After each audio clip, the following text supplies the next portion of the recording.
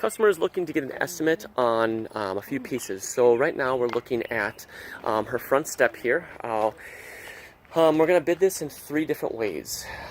So first of all, it's all going to have Fond du Lac risers, not dissimilar to what she has with her cultured stone here.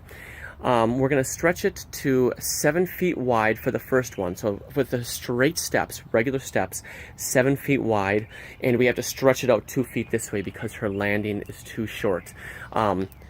We're also going to need to put a line of veneer underneath here for when this comes out, because it's going to be, it's part of the step right now. So for the straight step, it's going to be 7 feet wide, but then we're going to give her 2 buttressed steps options. The first one is going to have the buttresses level with the landing and stopping after the first riser. The second one is going to have a double buttress.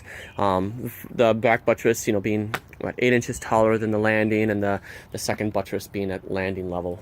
So we're going to do it with Fond du Lac risers, and we're going to show the price difference between bluestone and limestone. So the second part of this, and it kind of goes with the first. So you see how she's got edging coming along the sides here. We're going to bid to put edge rock along here, coming down this way and coming over to the edge of our property over here, and then coming down this way, going to the edge, and then coming back in, so that way it ends parallel with the house. So the reason that I say that it kind of mixes into this is because right now it's too narrow to drive a Bobcat, unless we want to take these out and put them back in. But at that point, it's almost more worth it for her to just do the edge rock in this area. So we'll go ahead and bid that accordingly. So we've got, and then we need to give her John Meyer's number for concrete walk along here. So we've got the 3 variations on the step. We've got edge rock over here.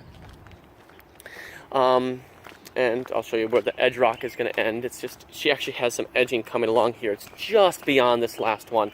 So that way, there's where it ends, and you can see where the house ends, kind of coming right in here. Then the last piece to this, actually there are 2 more pieces now that I think about it. She wants a bid on a patio in her backyard.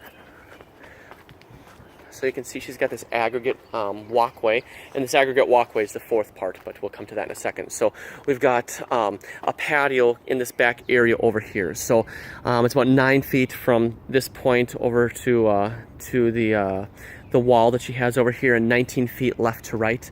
And it's kind of curving around. You can look at the drawing that I did and kind of go based on that. The actual placement of that curve is going to be different than what's on the drawing, but it should still be a similar square footage. So bluestone for here. And also notice that there is no access, so this is done by wheelbarrows.